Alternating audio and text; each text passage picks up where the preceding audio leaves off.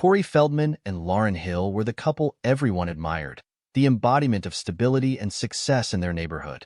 Corey was the kind of man who took pride in the simple things. He loved his work as a carpenter, finding solace in the feel of wood beneath his hands, the satisfaction of creating something tangible and lasting. His business, though modest, was successful enough to provide them with a comfortable life. He was the steady rock in their marriage, a man of few words but deep emotions, content with the life they had built together. Every evening, he would return home from his workshop, covered in sawdust, his clothes marked with the day's labor. He would enter the house quietly, his heart warming at the thought of seeing Lauren, of sharing dinner with her after a long day. Lauren, by contrast, was the social butterfly, the life of every gathering. She thrived on attention, her laughter often the loudest in the room, her presence magnetic. She had an innate ability to charm everyone she met, effortlessly engaging in conversation and making friends wherever she went. Lauren managed their home with a meticulous touch, keeping everything in order while also indulging in hobbies that kept her busy. She was an excellent gardener, her flower beds bursting with life, and her paintings, though just a hobby, were good enough to garner compliments from visitors. She was the perfect hostess, always ready to throw a dinner party or a neighborhood barbecue, where she would play the role of the gracious, loving wife. But behind the scenes of this seemingly perfect life, Lauren was growing increasingly restless. The routine that Corey found comforting had begun to feel like a prison to her. The predictability of their days, the same faces, the same conversations, all of it started to weigh on her. Corey's contentment with their life only deepened her frustration. At first, Lauren tried to suppress her feelings, convincing herself that it was just a phase, that every marriage went through periods of boredom. But the discontent grew, gnawing at her, until she could no longer ignore it. She began seeking excitement in small, seemingly harmless ways, flirting with strangers at the grocery store, lingering a little too long in conversations with the handsome barista at the local coffee shop. These small thrills gave her a taste of the excitement she craved, but it wasn't enough. One evening, while browsing online out of sheer boredom, she stumbled upon a chat room. It was a place where people went to flirt, to escape their mundane lives, and Lauren was drawn to it like a moth to a flame. She started chatting with different men, enjoying the attention, the thrill of the forbidden. It was here that she met Timothy, a man who was everything Corey was not. He was younger, with an air of confidence that bordered on arrogance, and he made her feel alive in ways she hadn't in years. The attraction between them was immediate, and their conversations quickly escalated from innocent flirting to something much more intense. Lauren found herself sneaking out of the house to meet Timothy, their clandestine encounters becoming the highlight of her life. The thrill of the affair consumed her, filling the void that her life with Corey no longer could. She stayed out late, returning home with excuses that Corey never questioned, too trusting, too wrapped up in his own world to see what was happening right under his nose. As Lauren fell deeper into her affair with Timothy, she began to distance herself from Corey, both emotionally and physically. She no longer sought his company, no longer cared if he noticed the changes in her. The life they had built together, once a source of pride and joy, now felt like a burden she couldn't wait to escape from. Corey noticed the changes in Lauren, but he kept his suspicions to himself, clinging to the hope that it was just a phase. He had always been the type to avoid confrontation, preferring to push his feelings aside in favor of maintaining peace. But the late nights, the secretive phone calls, and the coldness in Lauren's demeanor were impossible to ignore. He wasn't a fool. He knew something was terribly wrong. The woman who once greeted him with warmth now seemed distant, her eyes never lingering on him for long, as if he were just another piece of furniture in the house. One night, as Lauren was out again, Corey found himself sitting alone in their dimly lit living room. The only sound was the ticking of the old clock on the mantel, each tick amplifying the emptiness of the room. He sat in his favorite armchair, the leather worn and familiar under his touch, but the comfort it once provided was gone. His thoughts raced back to the early days of their marriage, when they were inseparable. They had been so in love, so full of dreams and plans for the future. Corey remembered the way Lauren used to light up at the sight of him, how she would wrap her arms around him and pull him close as if she couldn't bear to be apart. But those days felt like a lifetime ago. Now, she barely looked at him, and when she did, her gaze seemed to pierce right through him, as if he were invisible. He thought about confronting her, demanding the truth, but the fear of what he might hear kept him silent. Instead, he resolved to wait, to gather more evidence before making any move. He would not act on suspicion alone. The idea of spying on his own wife made him feel sick, but the thought of being made a fool of living a lie, was even worse. But Lauren was growing bolder by the day, her recklessness fueled by the thrill of her affair. One evening, she returned home after another rendezvous with Timothy, her cheeks flushed with excitement, her eyes shining with a mixture of guilt and exhilaration. Corey was in the kitchen, chopping vegetables for dinner, his movements slow and deliberate, as if he were trying to keep himself grounded in the mundane task. Lauren watched him for a moment, her mind racing. She could see the tension in his shoulders, the way his hands gripped the knife just a little too tightly. An idea began to form in her mind, a twisted, thrilling idea that made her heart race with anticipation.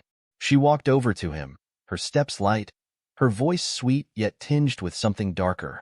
"Corey, there's something I need to tell you," she said, the words tasting bitter on her tongue even as she savored the power they gave her.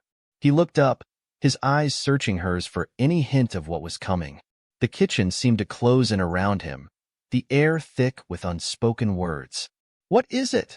he asked, trying to keep his voice steady, though his heart was pounding in his chest. Lauren took a deep breath, steeling herself for the bomb she was about to drop. "I've been seeing someone," she said, her words slicing through the air like a knife. "His name is Timothy, and he's coming over tonight." Corey froze, the knife in his hand hovering above the cutting board. For a moment, he thought he hadn't heard her correctly, that maybe it was some kind of sick joke. "What the fuck are you talking about?" he managed to ask, his voice barely a whisper, as if speaking too loudly might shatter the fragile reality he was clinging to. Lauren smiled, but it was a cold, cruel smile that sent chills down his spine. "He'll be here soon, and when he arrives, you're going to leave us alone," she continued, her tone matter-of-fact, as if she were discussing dinner plans. "He wants you out of the house while we finish. You can't refuse. Get out now." Corey's heart felt like it had been ripped from his chest. He couldn't believe what he was hearing. The woman he loved, the woman he had shared a life with, was standing in front of him, telling him to leave his own home so she could be with another man. He searched her face, desperate to find some sign of the woman he had married, but all he saw was a stranger, someone he no longer recognized. "What are you thinking?" he asked, his voice trembling with a mix of anger, disbelief, and a deep, aching sorrow that threatened to overwhelm him. Lauren's expression hardened, her eyes narrowing. "I'm done with this marriage, Corey. You've become a bore, and I'm tired of pretending," she said, her words laced with venom. "Timothy gives me what you can't. Now, leave us alone." Corey stared at her, his mind reeling. He wanted to scream, to shout, to demand she explain herself, but he knew it was pointless. The woman standing before him was gone, replaced by someone cold and unfeeling. Without another word, he set down the knife and walked out of the kitchen, his heart heavy with despair. As he left the room, he could feel Lauren's eyes on him, but he didn't look back. He couldn't bear to see the satisfaction in her gaze, the final nail in the coffin of their broken marriage. Lauren watched as Corey quietly left the house, the sound of the front door closing echoing through the empty hallway. She had never felt so in control, so alive. Pouring herself a glass of wine, she leaned against the kitchen counter, her heart pounding with anticipation for Timothy's arrival. Her mind was a whirlwind of thoughts, each one more thrilling than the last. She had crossed a line she could never uncross, and instead of feeling guilt, she felt a strange sense of liberation. Outside, Corey stood on the porch, his hands trembling uncontrollably. The cool night air brushed against his skin, but he barely noticed. He couldn't breathe, couldn't think. The weight of Lauren's words pressed down on him, suffocating him with their cruelty. He glanced back at the house, the warm lights inside mocking him, a stark contrast to the cold emptiness he felt. Unable to face the reality of what had just happened, he turned away and began walking slowly towards the backyard. His footsteps were heavy, as if he were trudging through thick mud, each step more laborious than the last. The shed stood at the far end of the yard, a small, weathered structure surrounded by the shadows of tall trees. It had always been his sanctuary, a place where he could escape from the world, from his thoughts. It was where he went to clear his mind, to find solace in the simple act of working with his hands. But tonight, the shed felt different. The familiar sight of it filled him with a sense of dread. As he approached, the door creaked open, a sound that had always been comforting but now seemed ominous, like a whisper from the past. He stepped inside. The scent of wood and sawdust, usually so calming, now felt suffocating. He looked around the small, cluttered space, his eyes scanning the workbench where tools lay scattered. His gaze then settled on a wooden box tucked away in the corner, partially hidden beneath a pile of old rags. It was old, covered in a thick layer of dust, a relic from a time when things were simpler, when life was filled with hope instead of despair. He hadn't opened it in years, not since his father passed it down to him, along with the shed itself. Corey hesitated, his heart pounding in his chest. The box held memories, pieces of his past that he had long buried. But something drew him to it now, an inexplicable urge that he couldn't resist. Slowly, he walked over to it, his hands shaking as he lifted the lid.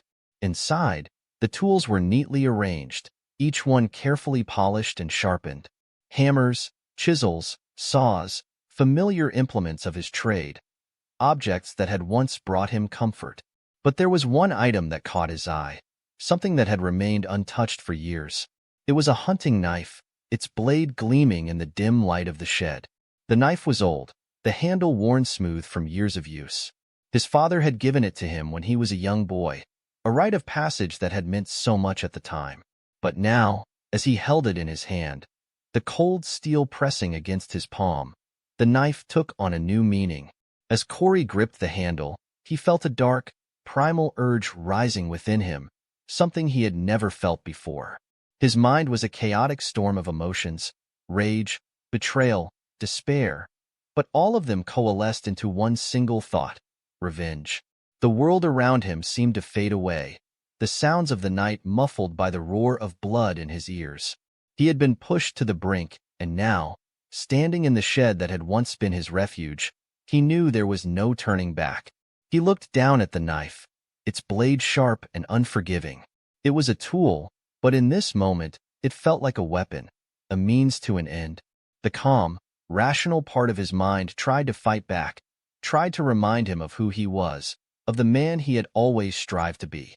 But that voice was drowned out by the overwhelming tide of anger and pain. Corey knew what he had to do. The line between right and wrong blurred, and all that remained was the cold, hard reality of the situation. With the knife clutched tightly in his hand, Corey turned and walked out of the shed, the creak of the door the only sound that marked his departure. The night was silent, the stars hidden behind a thick layer of clouds. As he made his way back to the house, his footsteps no longer felt heavy. There was a sense of purpose in his stride, a clarity that had been missing for so long. Corey was no longer the man he had been just hours ago. That man had been broken, discarded by the woman he loved. The man walking back towards the house, however, was different. He was a man with nothing left to lose, and that made him more dangerous than he had ever been before. Lauren was sprawled comfortably on the living room sofa, her legs draped over the armrest as she sipped her wine, a smug satisfaction playing across her lips. The evening had unfolded exactly as she planned.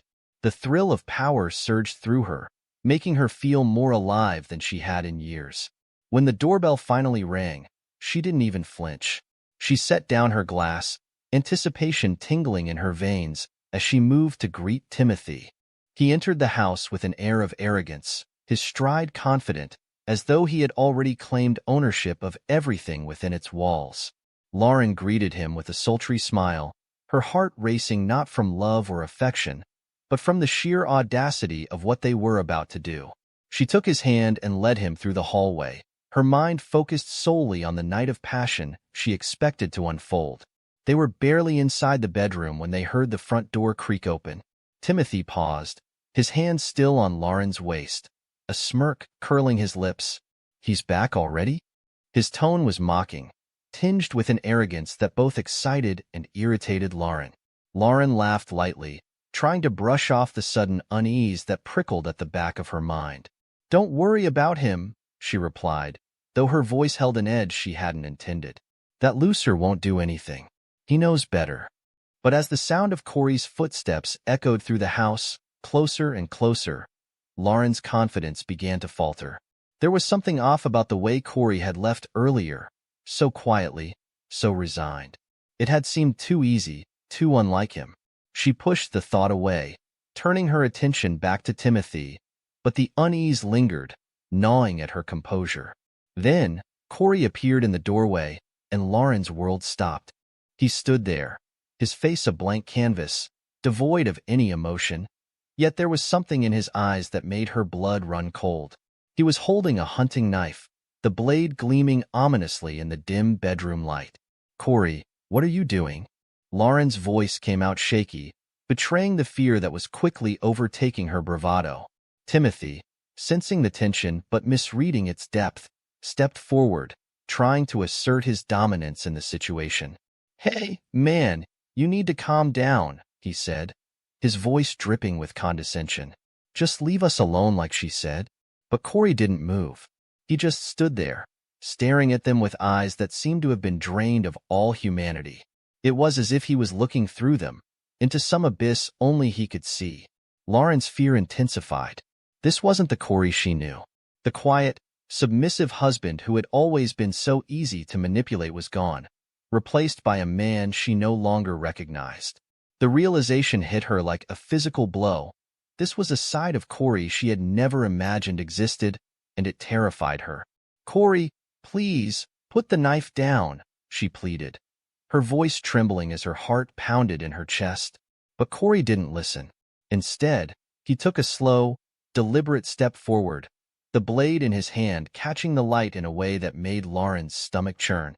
Timothy, still underestimating the seriousness of the situation, tried to push past Corey, but in a flash, Corey was upon him. The knife slashed through the air with terrifying precision, and Timothy's smirk was replaced by a look of pure, unadulterated fear. His scream pierced the air, a guttural, primal sound that reverberated through the house, sending chills down Lauren's spine. She watched in frozen horror as Corey attacked with a ferocity she had never thought possible. Blood splattered across the walls, the floor, everywhere, as Corey's rage, long suppressed, erupted in a violent storm. Lauren wanted to move, to run, to do anything, but her body betrayed her. Her legs felt like they were made of lead, refusing to obey her desperate commands. She was paralyzed, trapped in the nightmare she had unwittingly created. All she could do was watch as Corey exacted his brutal revenge, each of his movements methodical and merciless, like a man possessed. When it was over, Timothy lay on the floor, barely conscious, his body a bloody, broken mess. The room was eerily silent, save for the ragged breaths of the man who had just been reduced to a shadow of his former self. Corey turned to Lauren, his eyes cold, devoid of any warmth or recognition.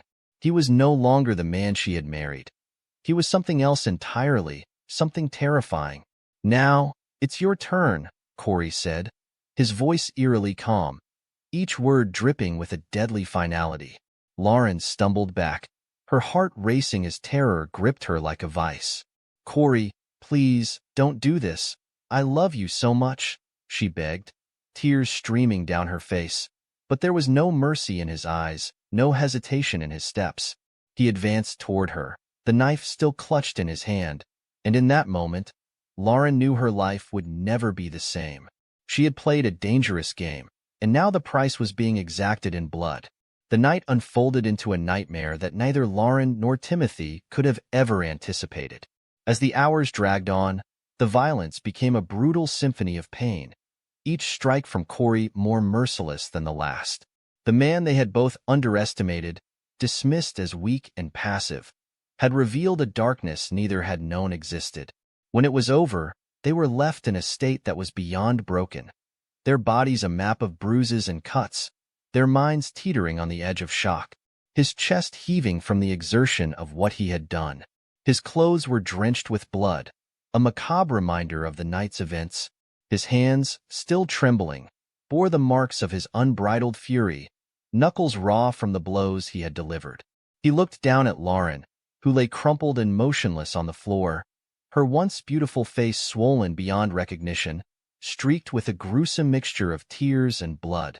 Timothy, lying nearby, was barely clinging to consciousness, his groans of pain the only sound breaking the heavy silence. Corey felt oddly detached, as though he were an observer rather than a participant in the scene before him. The rage that had fueled his actions had drained away, leaving behind a hollow emptiness.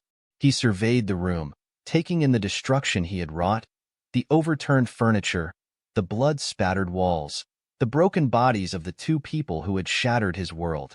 For a brief moment, a flicker of doubt crossed his mind. Had he gone too far? Was there a line he had crossed that he could never return from? But as quickly as the doubt came, it was swept away by the memory of Lauren's cold, cutting words. The way she had looked at him, dismissing him as if he were nothing more than an inconvenience, a burden she had long grown tired of carrying. The way she had ordered him out of his own home to make way for her lover. The betrayal still stung, a deep, festering wound that refused to heal. In the face of such betrayal, how could he have reacted any differently? Corey's eyes hardened as he pushed away any lingering doubts. What he had done out of a sense of justice, of reclaiming the power that had been stripped from him. He had loved Lauren with every fiber of his being, had devoted his life to making her happy, only to be repaid with deceit and humiliation. She had destroyed him long before he had laid a hand on her. With a final look at the scene of devastation, Corey turned and walked out of the house, his footsteps slow and deliberate. He didn't know where he was going or what he would do next. The life he had known was over, reduced to rubble by the events of the night. The only certainty he had left was that he couldn't stay there any longer. The air outside was crisp, the morning sun just beginning to rise above the horizon, casting long shadows across the yard. Corey didn't look back as he walked down the driveway, his mind a blur of thoughts that refused to coalesce into anything coherent. The world around him felt surreal, like a waking dream from which he could not escape. As he reached the end of the driveway, the first hints of sirens wailed in the distance, growing louder with each passing second. But Corey didn't quicken his pace. He kept walking, putting one foot in front of the other, leaving behind the house, the memories, and the life that had led him to this moment. He was a man untethered, drifting into an uncertain future with nothing left to lose. When Lauren woke up, she was greeted by a harsh, sterile world. The fluorescent lights overhead stung her eyes, making her squint as she tried to adjust. The first thing she noticed was the pain, a deep, throbbing ache that seemed to permeate every part of her body. Her head felt heavy, her mind clouded with confusion and the remnants of what she hoped were just nightmares. As her vision cleared, she realized she was in a hospital room. The walls were a drab, clinical white, the air filled with the soft beeping of machines and the faint hum of voices in the hallway. She tried to move, but a sharp pain shot through her side, forcing her to stay still.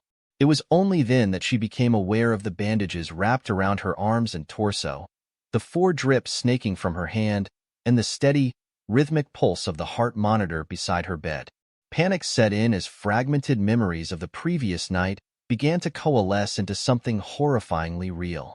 Corey's cold, unrecognizable face loomed in her mind, the glint of the hunting knife in his hand as vivid as if it were still before her. She could hear Timothy's screams, a sound so primal and terrified that it made her blood run cold. The memory was too vivid to be a dream, too raw to be anything but the truth. A nurse entered the room just then, her expression a practiced mask of concern. She moved with a quiet efficiency, checking the monitors before noticing that Lauren was awake. "You're awake," the nurse said softly, her voice professional yet gentle. "How are you feeling?" Lauren tried to speak, but her throat felt like sandpaper, raw and dry. The nurse, noticing her struggle, quickly filled a plastic cup with water and held it to Lauren's lips, helping her take a few sips. The water was cool, soothing her parched throat, but it did nothing to ease the terror clawing at her insides. Where am I?" Lauren croaked, her voice barely more than a whisper. "You're at the county hospital," the nurse replied calmly. "You were brought in last night with multiple injuries. You've been through a lot, but you're in stable condition now. You're going to be okay." Lauren's eyes darted around the room, searching for something familiar, something that might anchor her in this new reality. But the room was empty save for the medical equipment and the nurse by her side. There was no sign of Timothy. A wave of dread washed over her as she forced herself to ask the question she was most afraid of. "Timothy? What about Timothy?" The nurse's face darkened, her expression tinged with something that looked like pity. "He's in the ICU," she said quietly. "He's stable, but his injuries are severe. The doctors are doing everything they can." The words hit Lauren like a punch to the gut. Timothy, her lover, the man she had risked everything for, was fighting for his life, and she was lying here, helpless, her own body a wreck.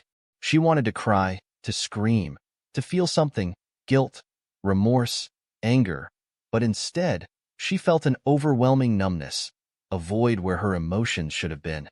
She lay there in silence, the nurse's words echoing in her mind. Stable but severe. Timothy was still alive, but for how long? And what would happen if he didn't make it? Would Corey be satisfied with what he had done, or was there more to his revenge? Is Corey here?" Lauren asked, a tremor of fear and a flicker of hope mingling in her voice.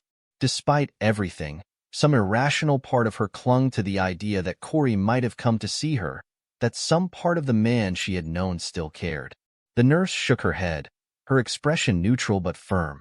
"No one's come to see you yet, but the police were here earlier. They'll need to speak with you once you're feeling better." The mention of the police sent a jolt of fear through Lauren. Of course, the police would be involved. There was no hiding from what had happened, no way to escape the consequences of her actions. The reality of her situation was beginning to sink in, the gravity of what she had done and the terrible price she would now have to pay. Lauren closed her eyes, overwhelmed by the weight of it all. She had brought this upon herself, and now there was no turning back. The nightmare was far from over, and she knew that the hardest part was still to come. The days that followed were a blur of police interviews, medical treatments, and endless hours of lying in a hospital bed, staring at the ceiling. Lauren felt as though she were trapped in a nightmare she couldn't escape, the weight of her actions pressing down on her with an almost physical force. The hospital room, once a place of recovery, had become her prison, its white walls a constant reminder of the hell she had wrought. Each day, the police came with their relentless questions, their faces a mix of curiosity and professional detachment. Their questions were probing and unforgiving, each interrogation stripping away a layer of her carefully maintained composure. Each time she recounted the events of that fateful night, it was like reliving the horror anew. Corey's cold, emotionless gaze, the flash of the hunting knife, Timothy's screams echoing in her mind. It felt as though the walls of the room were closing in, suffocating her with the enormity of her own guilt. The police informed her of Corey's fate. He had turned himself in shortly after leaving the house, walking into the local police station covered in blood, his demeanor eerily calm. He confessed to everything, his assault on Timothy, his attack on Lauren, and the destruction he had left in his wake. There was no trial, no lengthy legal battle. Corey had pleaded guilty to all charges, and his lack of remorse shocked everyone. The courtroom was devoid of dramatic showdowns or emotional outbursts. Corey's admission was simple and chilling, his blank stare reflecting the cold indifference he felt towards his actions. Lauren was overwhelmed by a tumultuous mix of emotions. Anger simmered beneath her surface, directed at Corey for the brutality he had inflicted. But intertwined with that anger was a deep-seated guilt for her role in setting off the chain of events that led to the violence. She had been the catalyst, her betrayal driving Corey to the brink. The realization was unbearable. Her actions had not only destroyed her marriage but also left deep scars on everyone involved. Timothy's condition was precarious for weeks. His injuries, though eventually stabilized, had left him in a state of profound vulnerability. When Lauren visited him in the hospital, the once vibrant spark in his eyes was replaced by a vacant, haunted look. The man who had once been her lover could barely look at her. Their relationship, once fueled by excitement and infidelity, was now a painful reminder of their shared transgressions. There was no solace to be found in their encounters, only a stark realization of the damage done. Lauren's own physical injuries healed slowly, but the emotional scars were far deeper and more enduring. The support she once took for granted had vanished. Friends and neighbors who had envied her perfect life now avoided her, their pitying glances and whispered judgments a constant reminder of her fall from grace. The community that had once celebrated her now saw her as a pariah, a cautionary tale of a life gone terribly wrong.